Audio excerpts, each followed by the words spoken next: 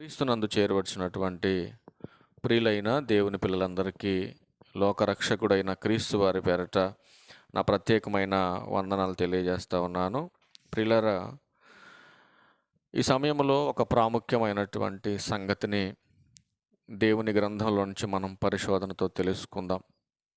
గత కొన్ని దినాల నుంచి యేసుక్రీస్తు వారి యొక్క పుట్టుకను గూర్చి, ఆయన యొక్క నిత్యత్వాన్ని గూర్చి ఈరోజు సంఘాలలో అనేకమైనటువంటి వాదనలు ఈరోజు వినపడుతున్నాయి మనకి ఈ సమాజంలో. యేసుక్రీస్తు వారి యొక్క ఔన్నత్యాన్ని అర్థం చేసుకోలేనటువంటి కొందరు ఎవరికి నచ్చినట్టుగా వారు ఈ సమాజంలో మాట్లాడటం అనేది మనం చూస్తూ ఉన్నాం. ఒక ఆయన నిత్యుడని, మరొక ఆయన పుట్టాడని, మరొక ఆయనేమో యేసుక్రీస్తు వారు దేవుడని, మరొక ఆయనేమో యేసుక్రీస్తు వారు అన్నని, యేసుక్రీస్తు వారు కూడా స్వయంభవుడని.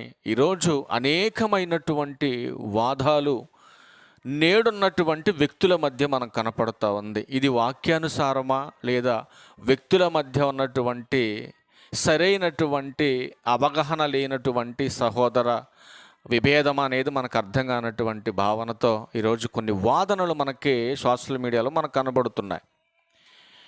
ప్రాముఖ్యమైనటువంటి విషయం ఏంటంటే, ఈరోజు యేసుక్రీస్తు ప్రభువారు నువ్వు పుట్టాడు అని చెప్పినంత మాత్రాన ఆయన నిత్యుడు కాకపోడు, ఆయన నిత్యుడు మాత్రమే పుట్టలేదని చెప్పినంత మాత్రాన ఆయనకు రావలసినటువంటి గౌరవ మర్యాదలు తగ్గిపోవు. ఈరోజు ఎవరికి నచ్చినటువంటి కోణాలలో వారు బోధ చేసుకుంటూ వెళ్ళిపోతూ దేవుని నామానికి చెందవలసినటువంటి మహిమ ఈరోజు రాకుండా తమకు నచ్చినటువంటి వర్షంలో ఇది మా సంఘం, మా బోధ ఇంతే, మా పద్ధతి ఇంతేనే ఒక థియరీని ఎవరికి వాళ్ళు సంఘాలుగా విభజనలు చేసుకొని దేవుని వాక్యాన్ని కూడా విభజనతో ఈరోజు మాట్లాడుతూ విశ్వాసులను కలవరపరిచేటటువంటి ధోరణలో ఈరోజు వాదోపవాదాల్లోనికి ఈరోజు సంఘం దిగజారిపోతుంది అనేటటువంటి పరిస్థితి మనకు నేడు సంఘాల్లో మనకు కనపడుతూ ఉంది.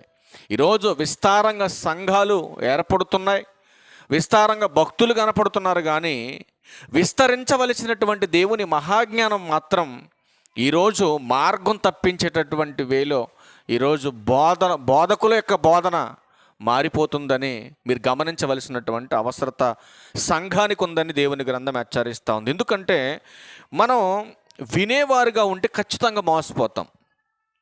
యేసుక్రీస్తు వారు యొక్క ఔన్నత్యాన్ని నేను తగ్గిస్తే తగ్గిపోతుందా? మీరు ఆలోచించండి. ఆయనకున్నటువంటి తత్వాన్ని నేను తగ్గిస్తే తగ్గదు, నేను ఈరోజు పెంచితే పెరగదు.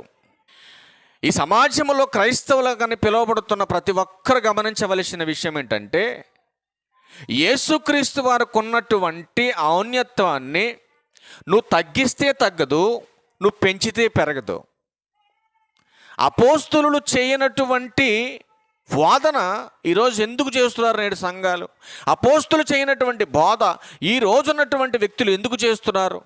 ఆనాడు బైబిల్ గ్రంథకర్తలు చేయనటువంటి ఆలోచన ఈరోజు మీరెందుకు చేస్తున్నారు?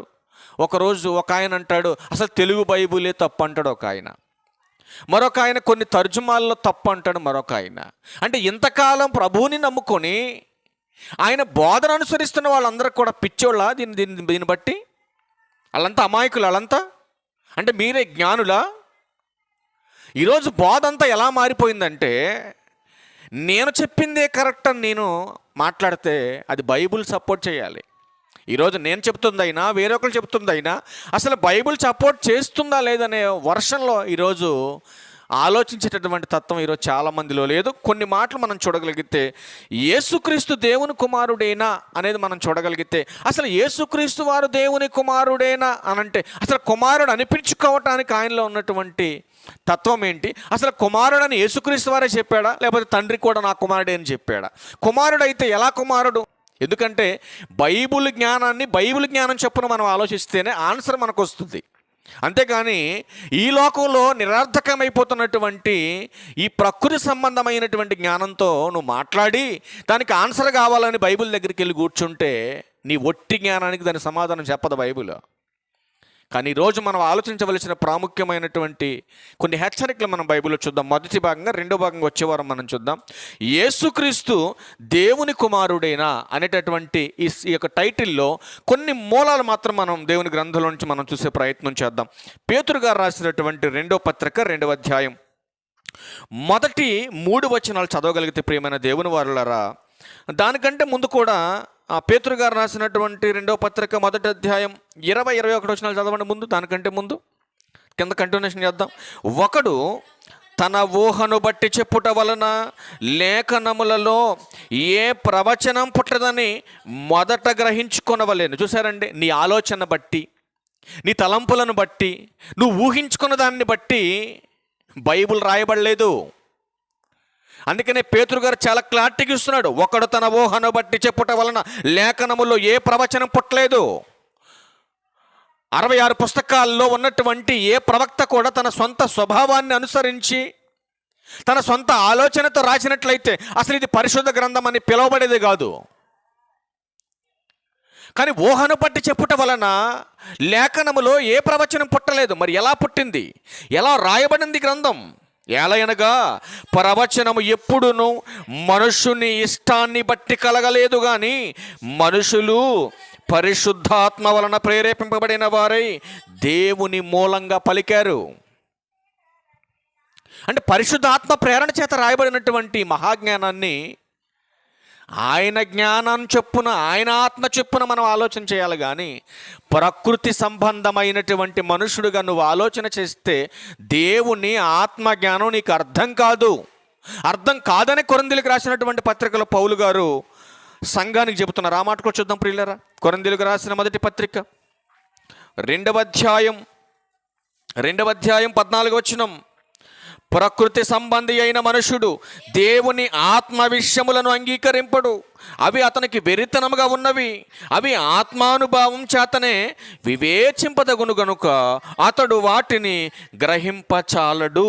చూసారండి ఎంత క్లారిటీగా ఉందో గ్రంథం, ఎంత క్లారిటీగా మాట్లాడుతుందో చూడండి. దేవుని జ్ఞానం ఇంత క్లారిటీగా బైబిల్లో ఉంటే ఒక చిన్న విషయం మీద పట్టుకొని దేవుని నామానికి అవమానం కలిగించేటటువంటి వర్షంలో ఏమండి, ప్రారంభంలో ఏదైనా ఒక డౌట్ వచ్చిందంటే పెద్ద దానికి ఆశ్చర్యపోనక్కర్లేదు. కొన్ని సంవత్సరాల తరబడి బైబిల్ బోధిస్తున్నటువంటి వారికి బైబిల్ మీద సరైన అవగాహన లేకుండా వాదనలకు దిగిపోతున్నారంటే దీన్ని ఏమనాలి మీరు ఆలోచన చేయండి. ఏదైనా పొరపాటు ఉంటే కూర్చొని సరి చేసుకొని, ఈ సరైనటువంటి వర్షన్ కాదు, ఈ వర్షంలో బోధిస్తే ఇది న్యాయమైనది, ఇది సత్యమైనది, ఇది దేవునికి మహిమకరమైనది అని వర్షంలో కూర్చొని సహోదరులుగా ఒక్కరినొక్కరు ఒక వచనం గురించి, దాని వెనకాల ఉన్న బ్యాక్గ్రౌండ్ గురించి చర్చించుకొని మాట్లాడితే సమాజానికి అది మేలు, దేవునికి అది మహిమ. అంతేకాని నేనే గొప్పవాడిని, నేనే జ్ఞానిని, నాకే బైబిల్ తెలుసు అనేటటువంటి వర్షంలో ఏమంటే సోషల్ మీడియాలో ఒకళ్ళకొకళ్ళు తిట్టుకుండా ఉంటే ఏమంటే దేవునికి మహిమ వస్తుందా మీరు ఆలోచించండి. ఈరోజు వాక్యం తెలియనటువంటి వారికి సంఘాన్ని అడ్డుకొని సువార్తను ఆపాలని చూస్తున్నటువంటి మతోన్మాదులకి ఎంత హేళనగా ఉంటుందండి దేవుని సువార్త. మీరు ఆలోచన చేయండి. ఈరోజు అన్యజనుల మధ్య దేవుని నామం దూషింపబడటానికి కారణం ఎవరండి? సంఘస్థులు కాదా? మీరు ఆలోచించండి. ఆ సంఘాన్ని నడిపే కాపర్లు కాదా? మీరు ఆలోచించండి. అందుకే పౌలు గారు చక్కటి మాట తెలియజేసిన రోమిలకు రాసిన పత్రికలో 2వ అధ్యాయం, రోమిలకు రాసిన పత్రిక 2వ అధ్యాయం అన్ని పరిచయ భాగాలు చూపిస్తున్నా మీకు. రోమిలకు రాసినటువంటి పత్రిక 2వ అధ్యాయం 24వ వచనంలో రాయబడిన ప్రకారం మిమ్మును బట్టియే కదా దేవుని నామం అన్యజనుల మధ్య దూషింపబడుతుంది. అసలు ఏముందో బైబిల్లో, ఏ సందర్భాన్ని బట్టి ఆనాడు అపోస్తులు మాట్లాడారో, దేనిని ఉద్దేశించి దేవుడు రాయించాడో ఇవన్నీ ఎరగకుండా, ఇవన్నీ తెలుసుకోకుండా యేసుక్రీస్తు వారు దేవుని కుమారుడు కాదా, లేదా తండ్రే కుమారుడుగా పుట్టాడా, లేదా కుమారుడే పరిశుద్ధాత్మగా వచ్చాడా, చాలామంది చాలా డౌట్లు ఉన్నాయండి ఈరోజు. అదే డౌట్ మిమ్మల్ని అడుగుతున్నాను, మీకు క్లారిటీ రావాలి కదా. పరలోకమందున్నటువంటి తండ్రి కుమారుడుగా పుట్టాడా భూమి మీద? పుట్టినటువంటి కుమారుడే పునరుత్థానుడై తిరిగి వెళ్ళిపోయిన తర్వాత మరలా పరిశుద్ధాత్మగా తిరిగి వచ్చాడు ఆ భూమి మీదకి? ఆలోచిస్తున్నారు జాగ్రత్తగా మీరు. తండ్రే కుమారుడా, కుమారుడే పరిశుద్ధాత్ముడా? లేదా తండ్రి తండ్రిగానే ఉన్నాడు, కుమారుడు కుమారుడుగానే ఉన్నాడు, పరిశుద్ధాత్ముడు పరిశుద్ధాత్ముడుగానే ఉన్నాడా? ఏమంటే నిత్యత్వంలో ముగ్గురు వేరువేరుగా ఉన్నారా, ఒక్కటిగా ఉన్నారా? ఒక్కడిగా ఉన్నాడా? ఎలా ఉన్నాడు? ఈరోజు ఒక క్లారిటీ లేదండి సమాజంలో. మాది సంఘం మాది సంఘం మాది సంఘం అనుకుంటున్నారు తప్ప అసలు ఆ సంఘంలో వాక్యానుసారమైన బోధ జరుగుతుందా లేదా? ఏమంటే ఒకే బైబిల్ కలిగినటువంటి సంఘం ఒక్కటిగా లేదెందుకు? ఈ సంఘం అంటే ఆ సంఘానికి పడదు, ఆ పాస్టర్ అంటే ఈ పాస్టర్కి పడదు. వీళ్ళందరూ చస్తే మరి పరలోకం వెళ్తారా? ఎక్కడ పోతారు వీళ్ళంతా? మీరు ఆలోచించండి ఒకసారి. ఎవరు ఎక్కడికెళ్ళినా వాక్యానుసారమైన ప్రవర్తన లేకపోతే నువ్వు చస్తే పోయేది నరకానికి. దేవునికి విరుద్ధమైనటువంటి క్రియ జరుగుతుంది సమాజంలో. అందుకే చక్కటి మాటలు రాశాడు బైబిల్లో. అందుకే తండ్రి ఎవరో తెలియదు, క్రీస్తు ఎవరో, కుమారుడు ఎవరో తెలియదు, పరిశుద్ధాత్ముడు ఎవరో తెలియదు. ఎవడు ఏం చెబితే అది గుడ్డెదు చేలో పడ్డాడు వెళ్ళిపోవటం, దాని మీద కూర్చోవటం. అసలు బైబిల్లో ఉందా లేదా, ఇది వాస్తవమా కాదా అన్న ఆలోచన ఈరోజు సంఘానికి వెళ్తున్న వారికి లేదు, బోధించే వాడికి అసలు లేదు. కానీ ఇలాంటి వాస్తవమైన విషయాలు చెబితే ఒక్కొక్కడికి మంట. ఆలోచించండి. అందుకే చూపిస్తున్నాను చూడండి, పేతురు గారు రాసినటువంటి 2వ పత్రిక చూడండి ఎంతమంది దొంగలు ఉన్నారో. పేతురు గారు రాసిన మొదటి పత్రిక ఎవడు చెప్పడండి ఇలాంటి విషయాలు. ఎందుకంటే సంఘానికి రారని, వాడు అనుకున్నటువంటి చిల్లర రాదని, వాడి బతుకుదేరు ఉండదని ఇట్లాంటి విషయాలు చూపించరు మీకు. అట్లాంటి బాధ మాకు లేదు. చూపిస్తున్నా చూడండి, పేతురు గారు రాసిన 2వ పత్రిక మొదటి వచనాలు చూడండి. మరియు పేతురు గారు రాసిన 2వ పత్రిక 2వ అధ్యాయం మొదటి 3 వచనాలు. మరియు అబద్ధ ప్రవక్తలు ప్రజలలో ఉండిరి, అటువలనే మీలోనూ అబద్ధ బోధకులుందురు. వీరు తమ్మను కొనిన ప్రభువును కూడా విసర్జించుచు. జాగ్రత్తగా వినాలి. ఎవరిని విసర్జిస్తున్నారు వీళ్ళు? విసర్జించడం అంటే దూరం చేసేసుకోవటం. ఎవరిని దూరం పెడుతున్నారు? సాక్షాత్తు ప్రభువుని దూరం చేస్తున్నారు వీళ్ళు. ఎందుకు ప్రభువుని దూరం చేస్తున్నారు? కంటిన్యూషన్ చేయండి ఆ మాట. వీరు తమ్మనుకొనిన ప్రభువును కూడా విసర్జించుచు తమకు తామే శీఘ్రముగా నాశనము కలుగజేసుకొనుచు నాశనకరమగు భిన్నాభిప్రాయములను రహస్యముగా బోధించుదురు. ఏం బోధిస్తున్నారంటే వీళ్ళు? భిన్నాభిప్రాయములు అంటే ఒక కొత్త బోధ, అపోస్తులు చేసినటువంటి బోధకు వ్యతిరేకమైనటువంటి భిన్నాభిప్రాయాలు కలిగినటువంటి బోధ. అంటే నేను కొత్త బోధ చేస్తున్నానంటే నేను ఒక గొప్పోడిగా ఈ సమాజానికి కనపరుచుకోవాలి. అంటే బైబిల్లో ఉన్న బోధ చేయరా వీళ్ళు? బైబిల్లో ఉన్న బోధ చేయరు, కొత్త బోధ చేసేయాలి. ఈ సమాజంలో మంచి పేరు తెచ్చుకోవాలి, ఈ సమాజం అంతా నన్ను పొగడాలి, పలానా పాస్టర్ గొప్పోడు, పలానా సంఘం గొప్పదని పొగడాలి. అంటే దేవునికి మహిముద్దా? దేవుని నామానికి దోషం వచ్చినా పర్లేదా? అందుకే మాట్లాడుతున్నాడు 2వ వచనంలో, మరియు అనేకులు వారి పోకిరి శాస్త్రాలను అనుసరించి నడుతురు, వీరిని బట్టి సత్య మార్గము దూషింపబడును. ఎంతమంది వెంబడిస్తారంట వాళ్ళని? అనేకులు వెంబడిస్తారు వాళ్ళని. ఎందుకంటే వాళ్ళ దగ్గర ఉన్నదేంటి, ఈరోజు మన దగ్గర లేనిదేంటో ఎత్తుక్కుంటున్నారు, సంతోషంగా వాళ్ళని వెంబడిస్తున్నారు. ఎందుకు వాళ్ళని వెంబడిస్తున్నారు? ఒక్క రెఫరెన్స్ చూద్దాం మళ్ళీ మనం. వాళ్ళని ఎందుకు వెంబడిస్తున్నారు? సత్యవాక్యాన్ని, ఆరోగ్యకరమైనటువంటి బోధన విడిచిపెట్టి ఎందుకు అలాంటి మాయమాటలు చెప్పే వాళ్ళ దగ్గరికి వెళ్ళిపోతున్నారు? చూద్దాం అది కూడా మనం. తిమోతి గారికి రాసిన 2వ పత్రిక, తిమోతి గారికి రాసిన 2వ పత్రిక 4వ అధ్యాయం 3-4 వచనాలు చూద్దాం ప్రియులారా. ఎందుకు వాళ్ళని వెంబడిస్తున్నారో చూద్దాం. అబద్ధాలు చెప్పే వాళ్ళని ఎందుకు వెంబడిస్తున్నారో చూద్దాం. ఎందుకనగా జనులు హితబోధను 2 కింద పుట్టినోట్లు ఎవరు రాశాడు? హితబోధ అన్నకాడ ఆరోగ్యకరమైన బోధ. ఒరే నాయన, ఆ బోధ వింటే నీకు అనారోగ్యం వస్తుందిరా నాయన, ఆత్మ నరకానికి జారిపోతుంది, ఆ బోధ వింటే నీకు నాశనం ఉంది, ఆ బోధ వింటే నువ్వు చస్తావరా బాబు అని చెబుతుంటే వద్దొద్దు నాయన, మాకు ఆ బోధే కావాలంటున్నారు. కానీ ఇక్కడేమంటున్నాడు దేవుడు? ఇదిగో ఈ నా మాట వింటే ఆరోగ్యం ఉంది, నా మాట వింటే నీ బ్రతుకు బాగుంటుంది, నా మాట వింటే నీకు ఆశీర్వాదం వస్తుంది, నా మాట వింటే నీకు దీవెన వస్తుందిరా నాయన అని దేవుడు చెప్తుంటే వద్దొద్దు దేవా, నీ మాటలు మాకొద్దు, నీ మాటలు మాకొద్దు అని చెబుతూ వాళ్ళు ఏం చేస్తున్నారు చూడండి. చూడండి నెక్స్ట్ కంటిన్యూ. ఎందుకనగా జనులు హితబోధను సహింపక దురద చెవులు గలవారై తమ స్వకీయ దురాశలకు అనుకూలమైన బోధకులను తమ కొరకు పోగు చేసుకొని దేనికి ఇవ్వక సత్యాన్ని వినరు. సత్యం ఎప్పుడు కూడా ఎలా ఉంటుందో తెలుసండి? సత్యవాక్యం ఎప్పుడు కూడా కొంచెం కొంచెం మంటగానే ఉంటుందండి సత్యవాక్యం. మరి ఇలాంటి సత్యమైనటువంటి మాటలు, నొప్పి కలిగించే మాటలు మనం చెప్పామనుకోండి, వినరు. మరి వాళ్ళకి ఏం కావాలి? కల్పనా కథలు కావాలి. నెక్స్ట్ మాట ఏం చెప్తున్నా చూడండి, కల్పనా కథలు. ఆ కల్పనా కథలకు తిరిగేటటువంటి స్వభావం కలిగినటువంటి వ్యక్తులు. కల్పనా కథలు కావాలా? దేనికి? దానివల్ల లాభం ఏంటి? రాత్రి నాకు దేవుడు కల్లో కనపడ్డాడండి, మీ ఊరు రమ్మన్నాడండి, మీ ఇంటికాడ ప్రార్థన పెట్టమన్నాడండి, మీ గురించి నాకు దేవుడు చెప్పాడండి. ఆ కాలం అయిపోయిందండి. అది ఇప్పుడు కాదండి, అది ఏనాటిదో. అది ఈనాడు చెప్పడండి దేవుడు. ఈరోజు సమాజానికి సువార్త ప్రకటించాలంటే బైబిల్ గ్రంథంలో రాయబడినటువంటి విలువైన మాటలు నువ్వు నేర్చుకొని పరిశుద్ధాత్మ ప్రేరణతో ఈ సమాజానికి చెప్పాలి. అంతవరకే రాయబడింది బైబిల్లో. అంతేగాని దేవుడు నాకు కల్లో కనపడ్డాడు, పలానూరు వెళ్ళమని చెప్పాడు, ఆ కాలం అయిపోయిందండి. ఆ కాలం కాదు ఇది. అందుకే బైబిల్లో చెబుతున్నాడు ఆయన మరొక మాట, అసలు యేసుక్రీస్తు వారు దేవుని కుమారుడే అని ఈరోజు వచ్చినటువంటి డిస్కషన్ కాదండి. యేసుక్రీస్తు వారు భూమి మీదకి వచ్చినటువంటి ఆనాటి ప్రారంభ కాలంలోనే యేసుక్రీస్తు వారు కూర్చున్నటువంటి కొంత డిస్కషన్ జరిగినట్టుగా మనకి బైబిల్ గ్రంథంలో రాయబడింది. ఒకసారి ఆ మాట చూద్దాం. ఈనాడు వచ్చినటువంటి వారి గురించి మనం ఆశ్చర్యపోనక్కర్లేదు, కానీ ఆనాడే వచ్చిందని బైబిల్ రాయబడి చూద్దాం ఒకసారి. మత్తయి సువార్త 16వ అధ్యాయం. మత్తయి సువార్త 16వ అధ్యాయం 13 నుంచి కొన్ని మాటలు చూడండి. మత్తయి సువార్త 16వ అధ్యాయం 13 నుంచి కొన్ని మాటలు చూడండి. యేసు ఒక ప్రాంతానికి వచ్చాడు. యేసుక్రీస్తు ప్రభువారు చూడండి, మనుష్య కుమారుడు ఎవడని జనులు చెప్పుకొనుచున్నారని తన శిష్యులను అడిగాడు. యేసుక్రీస్తు ప్రభువారు పిలుపుదైన కైసరే ప్రాంతానికి వచ్చాడు. వచ్చినప్పుడు మరి ఆయా ప్రాంతాల్లో ఆయా మనుషులు మాట్లాడుతున్నటువంటి తీరుని బట్టి యేసుక్రీస్తు ప్రభువారు శిష్యులను అడుగుతున్నాడు. ఏమని?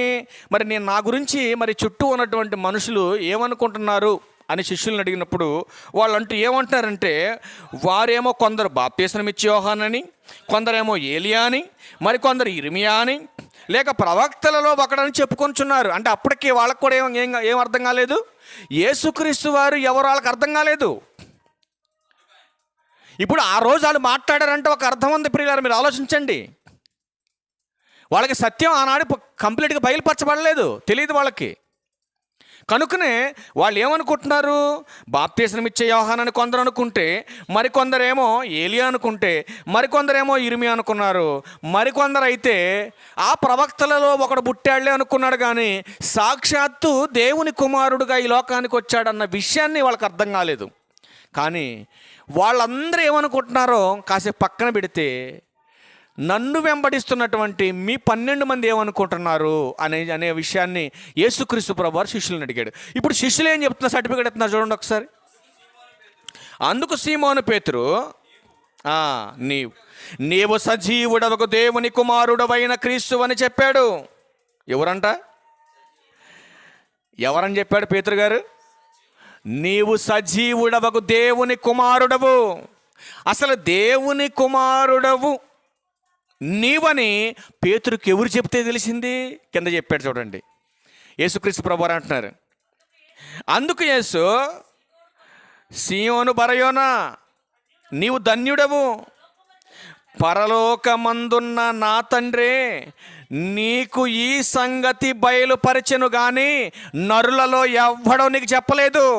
చూసారండి, ఈరోజు యేసుక్రీస్తు ప్రభువారు తండ్రా, కుమారుడా, పరిశుద్ధాత్ముడా అని ఒక ఫైనల్ స్టేట్మెంట్ మనం తీసుకోవాలంటే దేనిని బట్టి మనం క్యాలిక్యులేషన్ చేసుకోవాలి?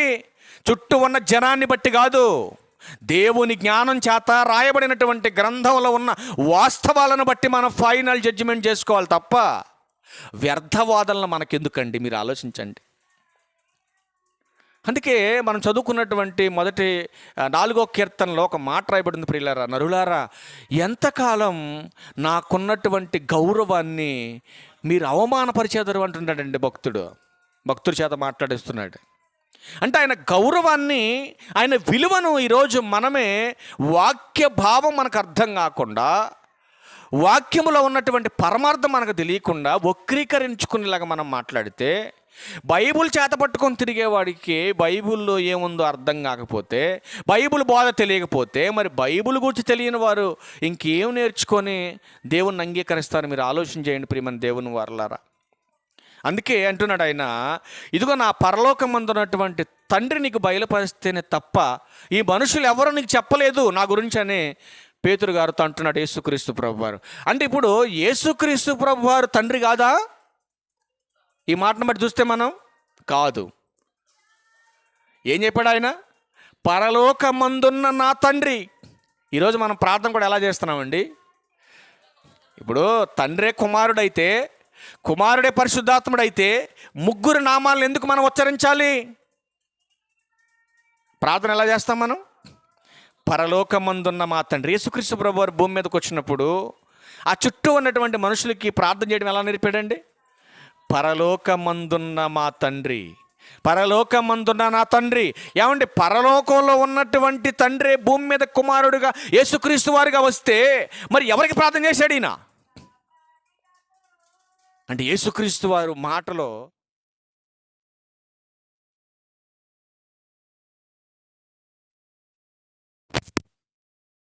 అందుకే యేసుక్రీస్తు దేవుని కుమారుడేనని ఈ పదం వెనకాల ఏం దాగిందో రెండో భాగంలో మనం చూడాలి పిల్లలు జాగ్రత్తగా. ఈ మొదటి మాటలు 4 మాటలు వినేసి ఇందులో ఏం వాస్తవం ఉంది అని మీరు కింద కామెంట్లు చేయనక్కర్లేదు. రెండో భాగం కూడా ఉంది, బుర్ర పెట్టి జాగ్రత్తగా వినాలి. అయినా కూడా దీనికి కూడా మీకు ముగింపిచ్చే నేను ముగించాలని నేను ఆశపడుతున్నా. యేసుక్రీస్తు వారికి ఒక గొప్ప నామం ఉందండి. యోహాను సువార్త 1వ అధ్యాయం 1వ వచనంలో ఉన్నటువంటి ఆ యొక్క సందర్భాన్ని కూడా అది యేసుక్రీస్తు వారికి సంబంధించింది కాదు, అది పరలోకమందు ఉన్నటువంటి తండ్రి నామమే అని చాలా మంది వాక్యభావం అర్థం కాక వక్రీకరించి బోధించే వాళ్ళు కూడా లేకపోలేదు ప్రియులారా. కానీ దీని యొక్క భావం మనకు అర్థం కావాలంటే ప్రకటన గ్రంథం 19వ అధ్యాయం 13వ వచనం దగ్గరికి వెళ్ళి చివరి మాట మనం చూద్దాం. ప్రకటన గ్రంథం 19వ అధ్యాయం, ప్రకటన గ్రంథం 19వ అధ్యాయం 13వ వచనంలో చివరి లైన్లో ఆయన మాట, 2వ లైన్లో దేవుని వాక్యమను నామం ఆయనకు పెట్టబడి ఉన్నది. అంటే యేసుక్రీస్తు వారికి మరొక నామం ఉంది. ఏంటా నామం అంటే దేవుని వాక్యమను నామం అయింది. ఏంటి యేసుక్రీస్తు వారి పేరు? మరొక పేరు అంటే దేవుని వాక్యమనే నామం. ఇప్పుడు అక్కడికి వెళ్ళండి. యోహాను సువార్త 1వ అధ్యాయం. ఆది యందు వాక్యం ఉండెను, వాక్యము దేవుని యొద్ద ఉండెను, వాక్యము దేవుడై ఉండెను. ఆయన ఆది యందు ఎక్కడున్నాడు ఈయన? ఏమంటే తండ్రే కుమారుడైతే మరలా ఇక్కడేంటి ఇలా మాట్లాడుతున్నాడు? యోహాను సువార్త రాసినటువంటి యోహాను గారు పరిశుద్ధాత్మ ప్రేరణతో మరి ఎందుకు ఇలా రాశాడు? మనం ఆలోచించాలి కదండి. అందుకని ఏం రాయబడి ఉంది? ఆది యందు వాక్యం ఉండెను, వాక్యము దేవుని వద్ద ఉండెను, వాక్యము దేవుడై ఉండెను. ఇప్పుడు ఎవరి గురించినటువంటి సంభాషణ ఇది? ఏమ్మా, తండ్రిని కూర్చా, క్రీస్తుని కూర్చా? తండ్రిని కూర్చా, కుమారుని కూర్చా? ఎవరిని కూర్చున్నటువంటి మాట ఇది? వాక్య జ్ఞానం ఉన్న ప్రతి ఒక్కడికి అర్థమవుతుంది బోధ. కానీ దేవుని జ్ఞానం లేని వాడికి, ప్రకృతి సంబంధమైన జ్ఞానం ఉన్నవాడికి ఈ జ్ఞానం ఎప్పటికీ అర్థం కాదు ప్రియులారా. మీరు ఆలోచన చేయండి. మరి వాక్యమై ఉన్నటువంటి యేసుక్రీస్తు ప్రభువారు ఆది యందు ఎక్కడున్నాడు? తండ్రి దగ్గర ఉన్నాడు. ఆ తండ్రి దగ్గర వాక్యమై ఉన్నటువంటి యేసుక్రీస్తు ప్రభువారు 14వ వచనంలో ఎలా వచ్చాడు ఈ భూమి మీద చూడండి. ఆ వాక్యము శరీరధారి. ఏమండి, వాక్యం ఏం ధరించుకుంది భూమి మీద? శరీరాన్ని ధరించుకుంది. శరీరాన్ని ధరించుకొని ఈ భూమి మీదకి వచ్చేసాడు ఆయన.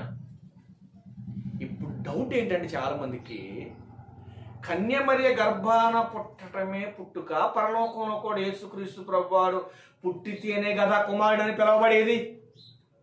కాదు కాదు కాదు, ఆయన కూడా స్వయంభవుడే. తండ్రి ఎలా స్వయంభవుడుగా ఉన్నాడో యేసుక్రీస్తు ప్రభువారు కూడా స్వయంభవుడుగానే ఉన్నాడు. కనుకనే ఆయన కూడా దేవుడే అని ఆపాదించేశారు చాలా మంది. దేవుడు కాదని ఎక్కడ బైబిల్ చెప్పలేదండి. కానీ దాన్ని వర్ణన అర్థం కానటువంటి థియరీలో ఈరోజు చాలా మంది మాట్లాడుతున్నారు. బైబిల్ థియాలజీ ప్రకారం మనం జాగ్రత్తగా ఆలోచించగలిగితే, ఆ యొక్క థియరీ ఎలా ఉందో మనం జాగ్రత్తగా మనం పరిగణనలోకి తీసుకొని మాట్లాడగలిగితే, యేసుక్రీస్తు ప్రభువారికి ఉన్నటువంటి నిత్యత్వాన్ని కానీ, ఆయనకున్న దైవత్వాన్ని కానీ, ఆయనకున్నటువంటి క్యాపబిలిటీని కానీ ఈ రోజు నువ్వైనా నేనైనా తగ్గిస్తే తగ్గదు, నువ్వు పెంచితే పెరగదు. ఈ జ్ఞానం మనం జాగ్రత్తగా ఆలోచన చేయాలి.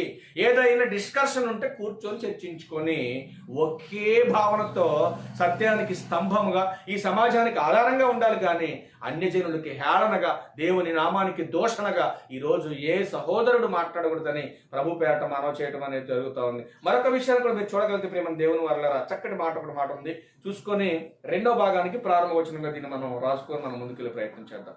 యోహాను గారు రాసినటువంటి మొదటి పత్రిక, ఏ సువార్త అయితే రాశాడు యోహాను గారు, ఆ యోహాను గారే మళ్ళా యోహాను సువార్త రాశాడు. చూద్దాం ఒకసారి. ప్రకటన గ్రంథం రాసింది కూడా ఆయనే. ఒకసారి ఆ మాట చూద్దాం మనం. యోహాను గారు రాసినటువంటి మొదటి పత్రిక 4వ అధ్యాయం 15 చూద్దాం ప్రియులారా. యోహాను గారు రాసిన మొదటి పత్రిక 4వ అధ్యాయం 15 వచనం ప్రాముఖ్యమైన సంగతి ఉంది. యేసు దేవుని కుమారుడని ఎవడు ఒప్పుకొనునో వానిలో దేవుడు నిలిచి ఉన్నాడు, వాడు దేవుని యందున్నవాడు. ఎంత క్లారిటీగా చూడండి. ఎవడైతే కుమారుడుగా ఒప్పుకుంటాడో వాడు ఎవరిలో ఉన్నట్టు? దేవునిలో ఉన్నట్టు. ఎవడైతే దేవుని కుమారుడుగా అంగీకరించడో వాడు దేవునిలో లేనోడు. మీరు ఆలోచించండి. ఇంకా వస్తారు కొన్ని మాటలు. ఇదే యోహాను గారు రాసినటువంటి మొదటి పత్రిక 5వ అధ్యాయం వచనం కూడా చూడండి ఒకసారి. యేసు దేవుని కుమారుడని నమ్మని వాడు, చూడండి, నమ్మువాడు తప్ప లోకమును జయించేవాడు ఎవడు? ఎంత క్లారిటీగా ఉందండి. యేసు దేవుని కుమారుడని ఒప్పుకోవాలి. అలా ఒప్పుకొని నమ్ముకున్న వాడే లోకాన్ని జయిస్తాడని గ్రంథం చెప్పింది. మరొక మాట చూస్తారా? ఇదే అధ్యాయంలో 12వ వచనం కూడా చూద్దాం. 12వ వచనం కూడా చూడండి. దేవుని కుమారుని అంగీకరించువాడు జీవము గలవాడు. చూసారండి, దేవుని కుమారుడిని అంగీకరిస్తేనే నీకు జీవం ఉంది. లేదు తండ్రి కుమారుడుగా వచ్చాడు, కుమారుడే పరిశుద్ధాత్మగా వచ్చాడని సంబంధం లేనటువంటి బోధ, అర్థం కానటువంటి బోధ వ్యర్థంగా బోధిస్తే నువ్వు దేవుని సంబంధివి కాదు. ఇది గమనించవలసినటువంటి అవసరత క్రైస్తవ్యానికి ఉంది. అందుకే ఉన్నాడు, దేవుని కుమారుని అంగీకరింపని వాడు జీవము లేనివాడు. జాగ్రత్త క్లియర్ చేసేసాడు మనకి మాటలో. దేవుని కుమారుడుగా అంగీకరించకపోతే నీలో ఏం లేదు? జీవం లేదు. అసలు దేవుడు తండ్రి అయినటువంటి దేవుడు యేసుక్రీస్తు వారిని ఎందుకు పంపించాడు ఈ లోకానికి? ప్రతి క్రిస్టమస్ చదువుకుంటున్నాం మనం, ప్రతి క్రిస్టమస్ వింటున్నాం ఈ బోధ. మరి ఏమైపోతుంది ఈ జ్ఞానం మనుషుల్లో? యోహాను సువార్త 3:16 అదే కదా ఉందండి. దేవుడు లోకమును ఎంతో ప్రేమించాడు. ప్రేమించి ఏం చేశాడు? తన అద్వితీయ కుమారుడు. అద్వితీయ కుమారుడు అంటే దీనికి కూడా అపార్థం చేసుకున్నారండి. దీనికి కూడా అపార్థం చేసుకున్నారు. ఏం తెలుసా దీనికి అపార్థం చేసుకుంది సమాజం? అద్వితీయ కుమారుడు అని ఎప్పుడు అన్నాడు? మరే గర్భాన పుట్టినప్పుడు అద్వితీయ కుమారుడు. ఎప్పుడు అద్వితీయ కుమారుడు అయ్యాడు? ఆయన మరణించటంలో అద్వితీయుడు, పునరుత్థానుడుగా లేవనెత్తబడటంలో అద్వితీయుడు. పునరుత్థానుడుగా లేవనెత్తబడినటువంటి వారిలో, ఈ భూమి మీద ఉన్న వారు అందరిలో కంటే ముందుగా పరలోకం వెళ్ళాడు కాబట్టి అందులో అద్వితీయుడని ఈరోజు చాలా మంది వాక్యాన్ని వక్రీకరించి ఏమంటే పక్కదారి పట్టించి బోధలు చేస్తున్నారు. ఈరోజు చాలా పొరపాటు జరిగిపోతున్న క్రైస్తవులు. జాగ్రత్తగా మీరు ఆలోచన చేయాలి. ఏంటంటే ఈరోజు ఎవరికి నచ్చినటువంటి వర్షాలు వాళ్ళు బాగు చేసేసుకుంటూ మేము ప్రార్థనకి వెళ్ళిపోయాలండి, కూర్చున్నాలండి, మొక్కలు నేర్చుకున్నారండి. ఏమి సాధించింది దానివల్ల? నీ ఒరిగేది ఏంటి? ఈరోజు కులానికి ఒక వర్షంలోకి వెళ్ళిపోయిందండి. కులతత్వంతో ఒక సంఘం, ఇదిగో ఇంటి పేటలో ఒక సంఘం, వాళ్ళొక సంఘం, వీళ్ళొక సంఘం, ఆడదొక సంఘం. ఏంటి సంఘాలు? ఎందుకు పుట్టుకొస్తున్నాయి సంఘాలు? దేని కొరకు ఈ బోధ జరుగుతుంది? అసలు బోధ అంతా కూడా జరగవలసింది పాపి మార్పు కొరకు, దేవుని మహిమ కొరకే జరగాలి తప్ప ఈరోజు ఎందుకండి ఇన్ని సంఘాలు ఏర్పడుతున్నాయి? ఈరోజు ఒక బిజినెస్గా మారిపోయిందండి, ఒక వ్యాపారంగా మారిపోయిందండి. దేవుని సువార్తను అడ్డు పెట్టుకొని ఈరోజు ఒక సంపాదన కేంద్రంగా ఈరోజు సంఘాలు మారిపోయాయండి. జాగ్రత్తగా ఆలోచించాలి ప్రియులారా. మీ బ్రతుకును గురించి మీరే జాగ్రత్త పడాలి. మీ బ్రతుకును మీరే కాపాడుకోవాలి, లేదంటే నరకానికి జారిపోవాలి. అందుకనే ఒక్క మాట చూసేసి ముగించేద్దాం. ఎందుకంటే క్రీస్తు బోధన గనుక మీ దగ్గరకు రాకుండా, క్రీస్తుని కూర్చున్నటువంటి బోధ మీకు చెప్పకుండా, ఉన్న సత్యాన్ని మీకు చెప్పకుండా, ఏదో 4 కళ్ళబొల్లి పెట్ట కథలు 4 చెప్పేసి, ఏదో 4 జోకులు వేసేసి నవ్వించేసి, ఇదేదో మంచి స్వార్థాన్ని మీకు చెప్పేటటువంటి దౌర్భాగ్యం మనుషులు మీ దగ్గరకు వస్తే, ఆడికి వందనాలు చెప్పొద్దు, మీ ఇంటికి పిలవద్దు, మీరు టీ ఇవ్వద్దు, మీరు మంచినీళ్ళు ఇవ్వద్దు, ఆడికి భోజనం కూడా పెట్టొద్దని బైబిల్ చెప్పింది. కానీ మనకి ఇవన్నీ తెలియదు. ఎవడు వైట్ వేసుకున్నా, ఎవడు బైబిల్ పట్టుకొచ్చినా, ఎవడు ఎక్కడి నుంచి వచ్చినా మనకి ఎన్ని అవసరం. వీడు పాస్టర్ గారు అని చెప్పగానే ఆడికి దండాలు పెట్టడం, ఇంటి గారు కూర్చోబెట్టి ఆడి సన్మానాలు చేయటం, ఇది అలవాటు అయిపోయింది క్రైస్తవ్యానికి. కానీ బైబిల్ ఏం చెప్పింది ఒక్క మాట చూడండి, ముంచేసుకుందాం. 2వ భాగంలో వచ్చే వారం మనం నేర్చుకుందాం. యోహాను గారు రాసిన 2వ పత్రిక 8 నుంచి చూద్దాం. అట్టివాడే వంచకుడు. ఎవరు వంచకుడు? తండ్రిని తండ్రిగా, కుమారుని కుమారుడుగా, పరిశుద్ధాత్ముడిగా, దేవుని కుమారుడిగా ఎవరైతే అంగీకరించారో, యేసుక్రీస్తు వారు చెప్పిన బోధను, ఆ బోధ ప్రకారం ఎవరైతే అనుసరించకుండా బోధిస్తున్నారో అట్టివాడే వంచకుడు అని చెబుతూ, క్రీస్తు విరోధినై ఉన్నాడు, మేము మీ మధ్యను నెరవేర్చిన కార్యములను చెడగొట్టుకొనక మీరు పూర్ణ ఫలము పొందినట్లు. ఎవరు చూసుకోవాలి జాగ్రత్తగా?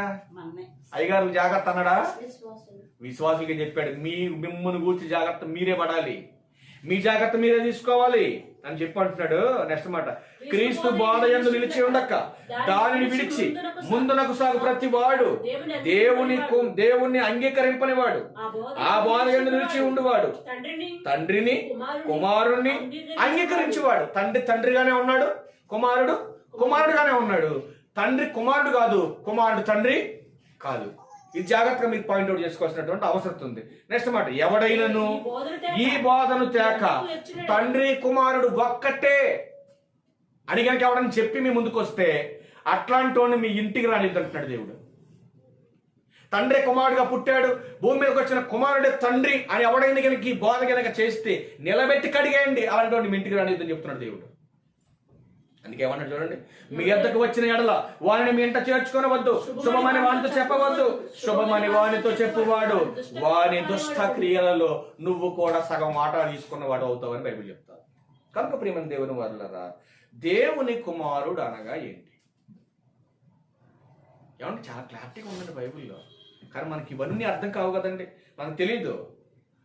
యేసుక్రీస్తు వారు దేవుని కుమారుడు అని ఎందుకు ఈ యొక్క పదజాలాన్ని దేవుని గ్రంథంలో రాయించాడో 2వ భాగంలో మీకు క్లారిటీగా దాని వివరణ మీకు ఇవ్వాలని నేను ఆశపడతాను. ప్రభు చిత్తమైతే 2వ భాగంలో మీకు క్లారిటీ దాన్ని ఇవ్వాలని నేను కోరుతా ఉన్నా. కనుక ప్రతి ఒక్కరు కూడా ఇప్పుడు తండ్రి కుమారుడుగా వచ్చాడనే బోధలు ఈరోజు సమాజంలో కనపడుతున్నాయి.